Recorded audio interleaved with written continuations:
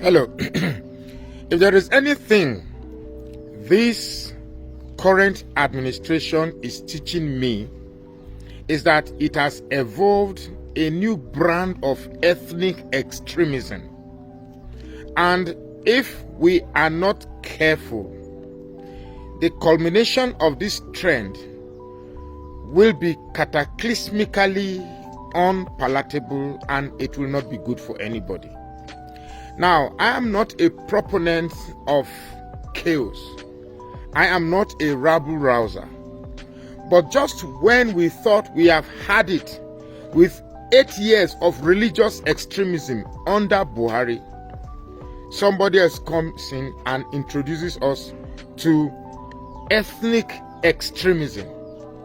The irony of it is that these same people who have vowed to cling on the strings of extremism are the very one who will accuse Peter Obi of being a religious bigot, of being a tribal bigot. Come on. Since when did we hear Peter Obi say Emilokon or is Igbo tongue? Well, I don't know what Emilokon as in the version of the Igbo language. But the last I heard, Peter Obi said, "Do not vote for me because I am an Igbo man, or because I'm a Christian." Because he even went to say that there is nowhere that Muslims or Christians buy bread cheaper. This brand of ethnic extremism will take Nigeria nowhere. And this brand of ethnic extremism has evolved from a set of people that the coming of this current president has somehow uprooted from nowhere. These are the people who have held blind to the reality that the nation is not settled. These are the people who, in the face of the disheartening state of the nation, in the state of the fault line that have caused great division among the populace of the country, still feel there's nothing wrong so long as all the juicy part of the best of Nigeria comes to their ethnic affiliation. And I trust that this will not land Nigeria anywhere good.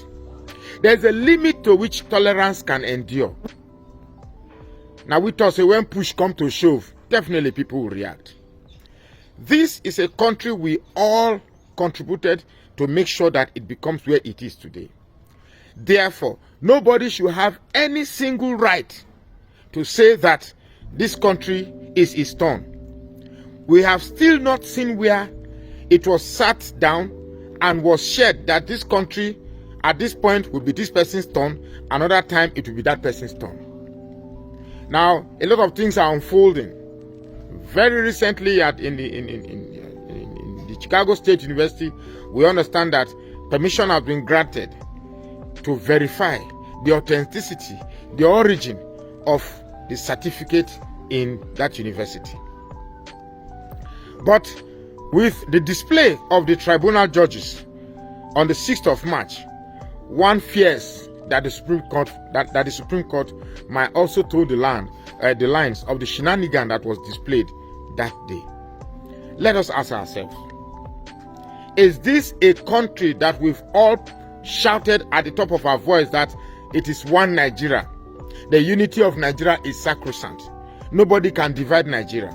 Is this how we will stay as one Nigeria, where it has been established that one race cannot be president of this country? They even come to our threads on Facebook, on social media, to tell us that a certain race can never be the president of Nigeria. Is this how we want to live in this country, where this is more like a political battle, where it is exchanged by two ethnic nationalities who believe that they own Nigeria more than over 375 ethnic nationalities that compose all the ethnic nationalities in Nigeria? Is this how we are going to stay and live together? We are every day building charcoals in a fire that will cause a mighty conflagration that when it eventually occurs, no amount of wisdom can stop it. We can only stop it now by changing our ways. These sit-tight politicians who believe that They have made so much money, so much that they can buy every facet of our collective patrimony in this country. Must be stopped. They've made so much money that they can buy the legislator, they can buy the judiciary, and they can buy the executive. Whereas those who have propensities for criminalities clap and applaud as if it's a brand new way of politics. Politics is not a space where thieves and criminals gather to, perfect their art of deceiving and cheating and snatching and grabbing and running away. Politics is a free and fair game where the best win. But we now have a politics orchestrated by this brand of politicians that believe that the best cheats, the best criminal, one who is better at criminality, one who is better at cheating, one who is better at grabbing, one who is better at snatching, who is better at running away ballots, are now those we applaud as better politicians. A country with this type of psyche will never move anywhere. We must stop it right now. Yes, some people are clapping that power now belongs to their ethnic group, and therefore that is all they desire. To me, that is by far the greatest stupidity that any sane Nigeria can exhibit now more than any time that Nigeria is crumbling to its ashes. If this is the Nigeria that you want, certainly it is not my Nigeria. If this is Nigeria that you think our heroes past labored for, definitely they must be weeping in their graves.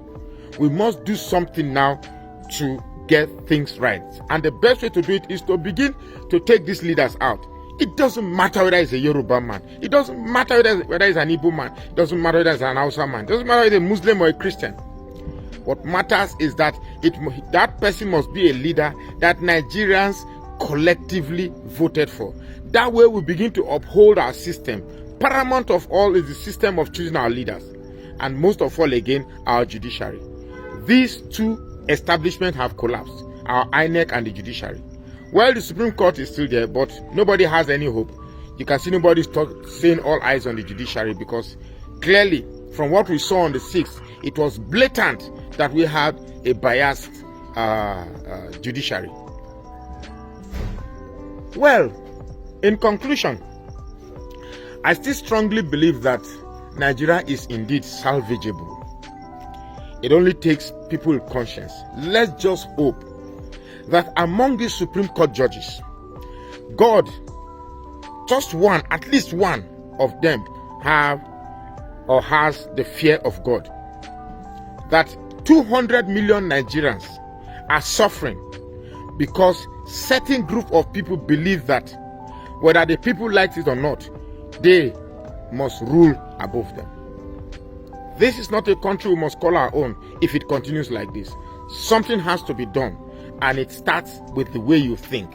And the way you think must be geared towards picking a leader that is not based on this tribal and religious sentiments. We have endured 8 years of religious extremism under Buhari. We cannot endure another 8 years of tribal extremism under Tinubu. My name is Magnus Oraka, and I say please follow this page and share this post now.